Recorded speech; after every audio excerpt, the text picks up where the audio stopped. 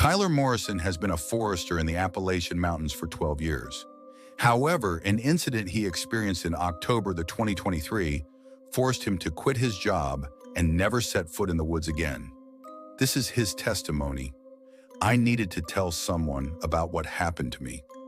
I can no longer keep the secret inside.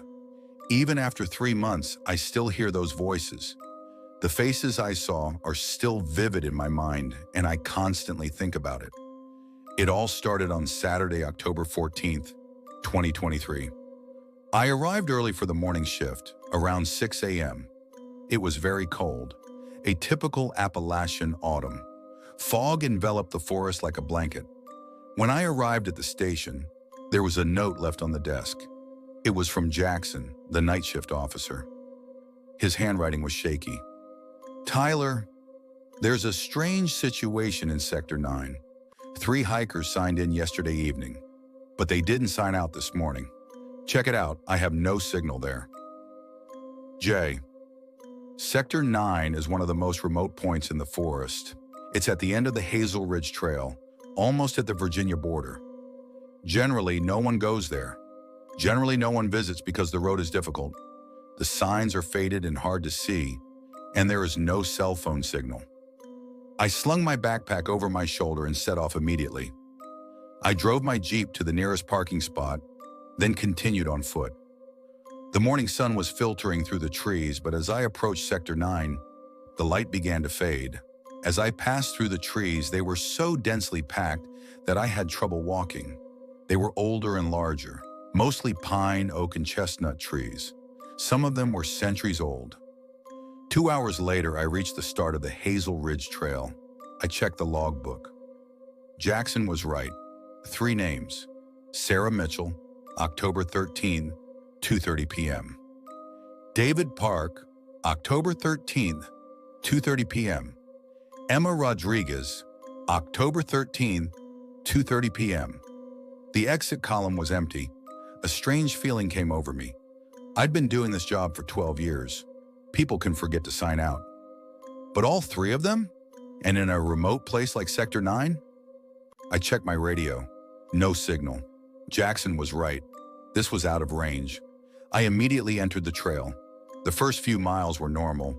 Birds song, rustling leaves, the wind moving through the branches. But then, silence. Suddenly, the birds stopped singing. The insects fell silent. Even the wind vanished. Only the sound of my own breathing remained. If you've ever been in this kind of situation, you know that complete stillness in nature isn't normal. Something is always moving. Something is always making a sound. But here, nothing. I kept walking, but slower, heavier, more alert. My hand went to my pepper spray. Standard procedure. But this time it felt different, as if I might actually have to use it. 3 miles later, I saw the first sign. A backpack on the edge of the trail, next to a body, clean, new-looking, red, no logo. I approached and crouched down. I checked the contents. Water bottle, half full, granola bars, unopened, map, folded, wallet, inside, with a driver's license. I took out the license. Sarah Mitchell, 28 years old. Address in Boston, Massachusetts. The woman in the photo was young, with black hair, smiling. I wondered for a moment why she had left the backpack here.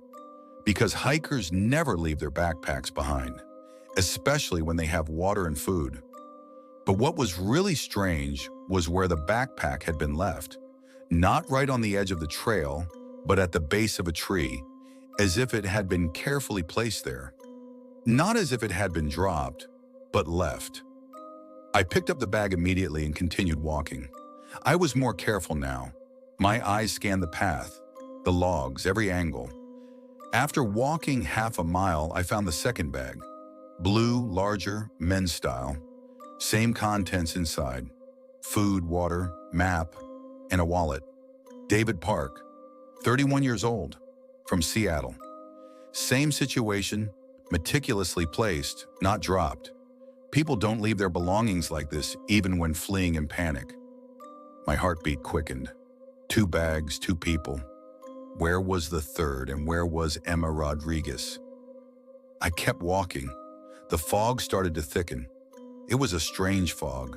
Not gray, almost white and shimmering, as if it contained tiny crystals. And then I caught a different smell. Copper, heavy, metallic. The smell of blood. I stopped immediately and drew my weapon. I was deviating from standard procedure, but I didn't care. Everything felt wrong. The smell grew stronger. It was coming from the right side of the trail, from among the bushes. I pushed through the bushes and came out into the clearing, and I saw the third bag, green, women's style. But this time, it was different. The bag's zipper was open, its contents scattered everywhere. But there was no blood, no signs of a struggle. It was just a little messy. It was as if someone had carefully taken the contents out and put them back. I found the wallet. Emma Rodriguez, 26 years old, Denver, Colorado. But where was Emma? I scanned my surroundings. Trees, bushes, fog. No movement, no sound. "Emma!" I shouted. "Sarah! David!" My voice echoed through the forest, but there was no answer.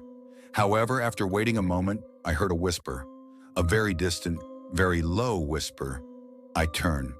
To my right, among the trees. Was someone there? "Who are you?" I shouted. "Do you need help?" The whisper repeated, but this time it was closer. This time I could make out the words. "Help! Please! Help!" It was a young woman's voice. Could it be Emma?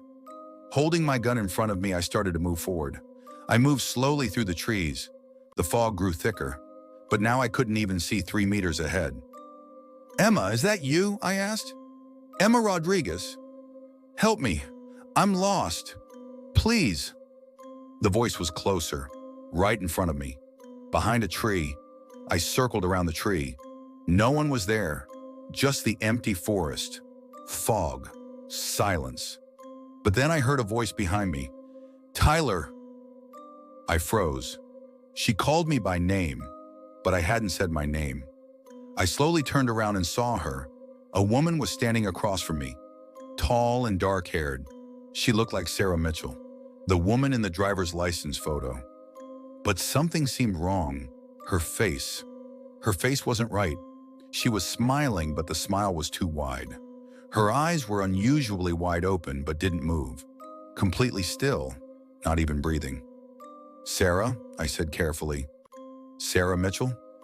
She slowly and robotically tilted her head 90 degrees to the side, to an angle that a human neck couldn't bend. "Do you need help?" I asked. My gun was still in my hand, but it wasn't pointed down. She didn't speak, just stared at me with that exaggerated smile. Then I heard another voice behind me. "Tyler." With a feeling of dread, I turned around immediately. Another person, male. He looked like David Park. It was the face on the driver's license. But he had the same problem as the others.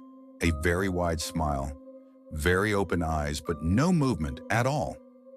"What's going on?" I asked. My voice was trembling with fear. "Are you two okay?" Neither of them answered. They just stared. And then, at the same time, they took a step toward me. "Stop," I said. "Don't come any closer."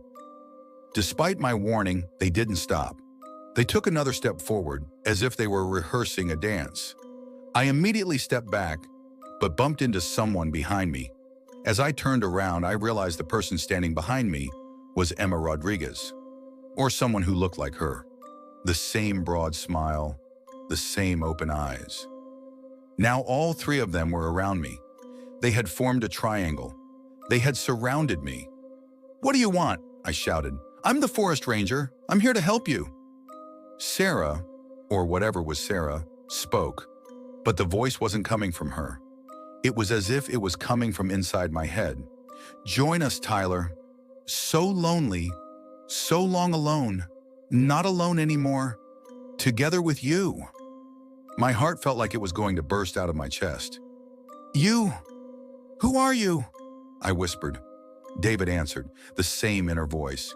We were you. We came to the forest. We searched. We found. Now we are all us. I couldn't make sense of it. Nothing made sense. Emma took a step. Her hand reached out. Her fingers were very long, very long. It was like the hand of some other creature, not a human. I ran from there without turning around, just ran. Toward the trail, toward my car. Branches scratched my face as I ran. Roots caught my feet, but I didn't stop. Sounds were coming from behind me, but they weren't footsteps, and they were whispers. All at once. Tyler, stay with us. You're not alone. You'll never be alone. I don't know how far I ran, maybe a mile, maybe 5. Time had lost all meaning. Finally, I made it back to the trail. I saw my Jeep. I pulled out my keys, opened the door, and jumped inside. The engine started. I stepped on the gas. The tires spun in the mud for a moment, then immediately gained traction. I looked in the mirror. All 3 of them were still standing there. At the start of the trail, but they weren't moving. All they did was stand there and smile. When I got back to the station, it was 5:30 p.m. 11 hours had passed, but I thought I'd only been walking for a few hours. Jackson was there. He relaxed when he saw me. Tyler, where were you, man? You were supposed to be back at 3 p.m. I couldn't speak. The words wouldn't come out. Did you find the hikers? He asked. I looked at him. What could I say? I found them, but they weren't human. They were something that lived in the forest. No, I said finally.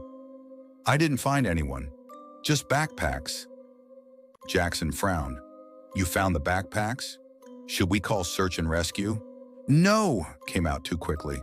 I mean, yes, tomorrow. It would be better to go out searching during the day. I couldn't sleep that night. Every time I closed my eyes, I saw them. I heard those faces, those smiles, those whispers. The next morning, the search and rescue team arrived with dogs and 5 people. I showed them Sector 9, but there was nothing there. The bags were gone. The wallets were gone. Everything was gone. The team leader, Captain Rodriguez, looked at me. There's nothing here, Morrison. Are you sure we're in the right place? I'm sure, I said. The bags were here, I swear. The dogs couldn't find anything. No tracks, no scent, and no clues. We checked the logbook. The names were still there. Sarah Mitchell, David Park, Emma Rodriguez. But now there were marks in the departure column. Sarah Mitchell, October 14, 6 o'clock, early departure. David Park, October 14, 6 o'clock, early departure. Emma Rodriguez, October 14, 6 o'clock, early departure. But that was impossible. I was at the station at 6 o'clock. They weren't there. Looks like they left early, said Rodriguez. Maybe before you got there.